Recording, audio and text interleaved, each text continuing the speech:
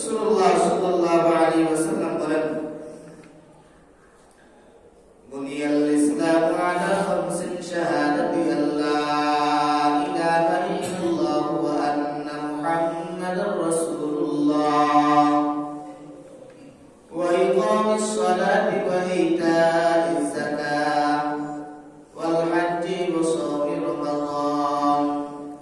আও কামা ক্বালা an-nabiy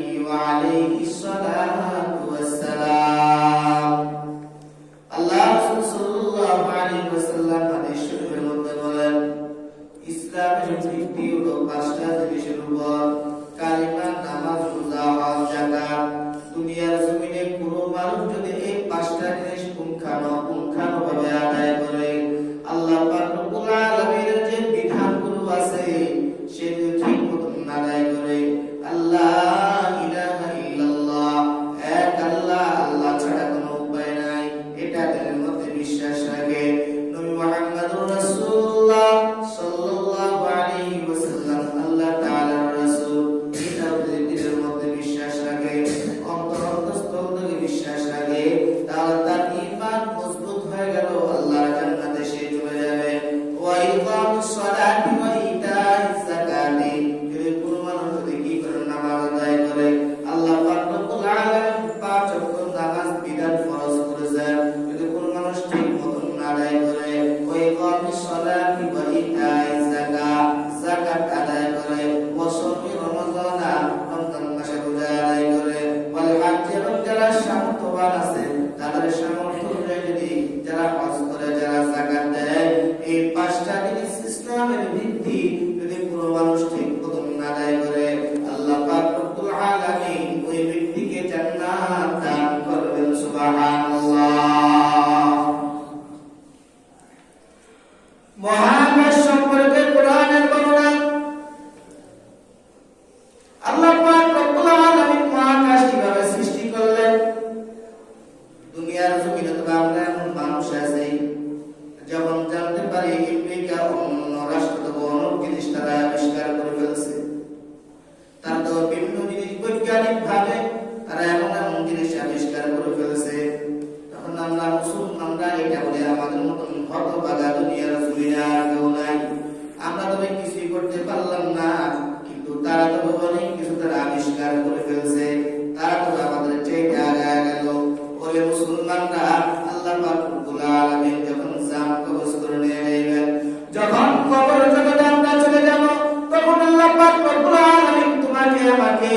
আসমানকে সৃষ্টি করেছেন, জমিনকে সৃষ্টি করেছেন, দুনিয়ার জমিনে কে কি আবিষ্কার করেছে, কে কি বৈজ্ঞানিক, কে কি হয়েছে, এই সম্পর্কে আল্লাহ পাক রব্বুল আলামিন জিজ্ঞেস করবেন না। আল্লাহ পাক রব্বুল আলামিন দুইজন ফেরেশতাকে পাঠিয়ে দিবেন, তারা জিজ্ঞেস করবেন, রব্বুকা ওয়া মা দীনুকা, তোমার রব কে, তোমার দ্বীন কি ছিল, এবং তোমার নবী কি ছিল। এই প্রশ্নের উত্তরগুলো যদি কবরের প্রথম ঘাঁটি, আমাদের জান্নাতে যাওয়ার জন্য কবর হলো প্রথম ঘাঁটি, এই জায়গায় যদি আমরা প্রশ্নগুলোর উত্তর ঠিক মতন দিতে পারি, তাহলে আল্লাহর জান্নাতে আমাদের জন্য যাওয়া সহজ হয়ে যাবে। কারণ প্রথম ঘাঁটি যে প্রশ্নগুলো আছে, এই প্রশ্নগুলো আমাদের তৈরি করতে হবে, এই প্রশ্নগুলো আমাদের জন্য ওই সময় সহজ হবে যখন আমরা আল্লাহ পাক রব্বুল আলামিনের হুকুমগুলো পুঙ্খানুপুঙ্খানুভাবে আদায় করব,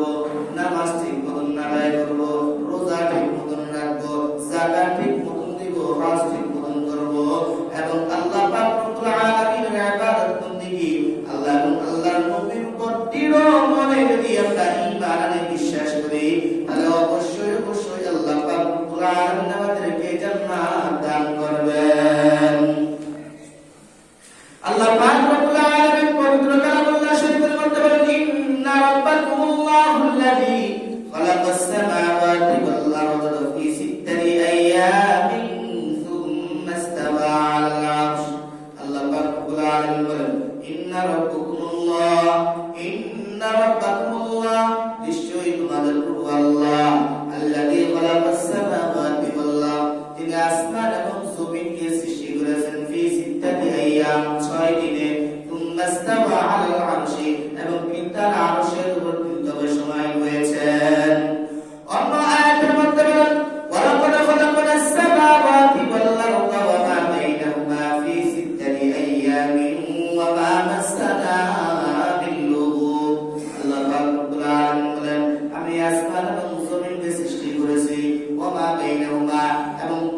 মধ্যে যা কিছু আছে সেগুলোকে সৃষ্টি করেছি ফি সিত্তাতি আইয়ামিন 6 দিনে ওয়া মা বাসসানা মিন লুগুব আর এগুলো সৃষ্টি করতে গিয়ে আমাকে তবে কোনো ধরনের ক্লান্ত কোনো ধরনের অলসতা আমাকে স্পর্শ করে নাই।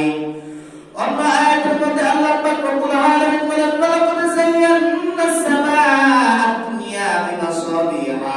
আল্লাহ পাক রব্বুল আলামিন বলেন যেমন ওয়ালাকাদ যায়্যানা আস-সামাআ দুনিয়া দুনিয়া আসমানকে আমি সাজিয়েছি বিমাসাবিহা তারকারা দিয়ে আল্লাহ পাক রব্বুল আলামিন আসমান বানাইছেন জমিন বানাইছেন এমন একটা আসমান বানাইছেন যে আসমানের মধ্যে কোনো খুঁটি নাই কোনো কিছু নাই। এত সুন্দর আসমান কিভাবে আছে? এটা একমাত্র আল্লাহ পাক রব্বুল আলামিনের দ্বারা সম্ভব, দুনিয়ার কোনো মানুষের দ্বারা তবে এই কাজ করা সম্ভব নয়। ইন্নাল্লাহ